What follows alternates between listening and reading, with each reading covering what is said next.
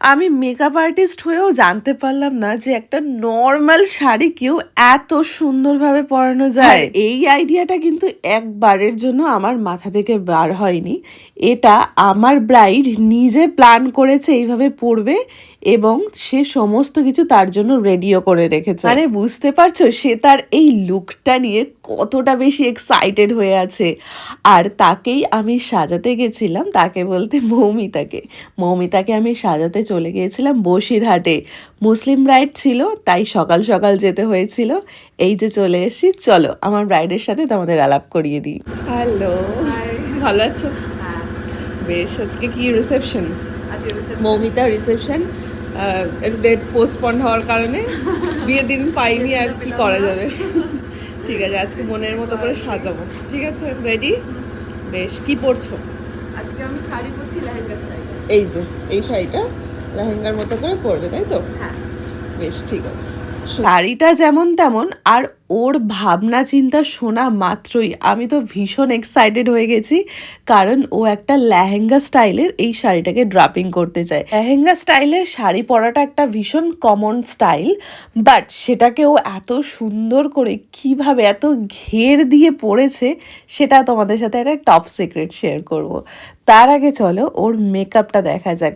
ও কিন্তু আমাকে বলেই দিল তোমার মনের মতো করো, কারণ ওর একটা শুনলাম আমি যাওয়ার পর একটা ড্রিম ছিল যে আমার কাছে সাজা, অ্যান্ড আমি যে সেটাকে ফুলফিল করতে পেরেছি, আমি যে ওর কাছে এত দূর অবধি আসতে পেরেছি নিউ টাউন থেকে বসিরহাট, কম দূর নয় কিন্তু।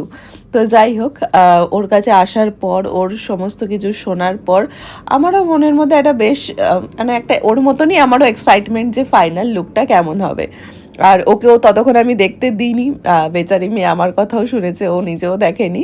তো মেকআপটা মোটামুটি হয়ে যাওয়ার পর গয়নাগাটি পরিয়ে চলো এবার ফাইনাল লুকটা তোমাদেরকে দেখাই। দেখো আমার ডানা কাটা পরে কিন্তু একদম রেডি। আর ও এত সুন্দর একটা শাড়ি চুজ করেছে, এটা কিন্তু এই যে তোমরা আঁচলটা দেখতে পাচ্ছ, এটা কিন্তু শাড়ির পার্ট নয়, এটাকে ও কাস্টমাইজ করেছে পুরো গোটা জিনিসটাকে। তোমরা ব্লাউজ দেখলে বুঝতে পারবে, তোমরা সামনের ওড়নাটাকে যেটাকে আমি ড্রাপ করেছি, হ্যাঁ এটা একটা ওড়না, তো এটাকেও সুন্দর করে পাড় বসিয়ে কাস্টমাইজ করেছে। আরও মানে ওর গোটা সেট আপটাই ও ভীষণ ভেবে চিন্তে নিখুঁতভাবে বানিয়েছে, যার জন্য কিন্তু আমার ব্রাইডকে একদম আমার মনের মতো করে সাজাতে পেরেছি।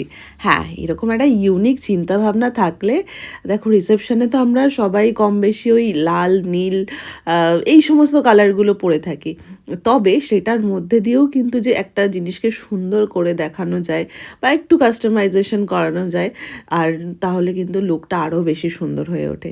ঠিক তেমনটাই মৌমিতাও কিন্তু ওর এই স্পেশাল দিনটায় অনেক ভাবনা চিন্তা করে, অনেক কিছু প্ল্যান করে এমন সুন্দর একটা আউটফিট নিজের ডেতে বানিয়েছে। আর অবশ্যই আমাকে শেয়ার করেছিল কিভাবে এটা পরবে। এই যে তোমরা ওর শাড়িটাকে এত সুন্দর একটা ঘের দেখতে পাচ্ছ, এটার মেইন টপ সিক্রেট হচ্ছে ও কিন্তু শাড়ির নিচে ক্যান পরেছিল। ক্যান খুব একটা শাড়ির নিচে পরে না মানুষজন, কারণ ক্যানটা গাউন বা লেহেঙ্গা এগুলোর সাথেই পরে, আর ও কিন্তু লেহেঙ্গা হিসেবেই এটাকে পরতে চেয়েছিল, তাই জন্য একটা বাজার থেকে ক্যান ও আলাদা করে কিনেছি। এটাই ছিল আমার আজকের ব্রাইডের একদম স্পেশাল একটা লুক, যেটা তোমাদের সাথে শেয়ার করলাম। তোমরা প্রত্যেকে যারা দেখলে পুরো ভিডিওটা অবশ্যই কমেন্ট করো। মৌমিতার তো এই সাজটা ভীষণ ভালো লেগেছে, আমাকে অনেক কমপ্লিমেন্ট দিয়েছে, এমনকি সামনে থেকে ওরা যারা দেখছিল ওকে প্রত্যেকে ভীষণ ভালো বলছিল, আমি তো পিছন থেকে দাঁড়িয়ে শুনছিলাম। চলো এবার টাটা সবাইকে, সবাই খুব ভালো থেকো।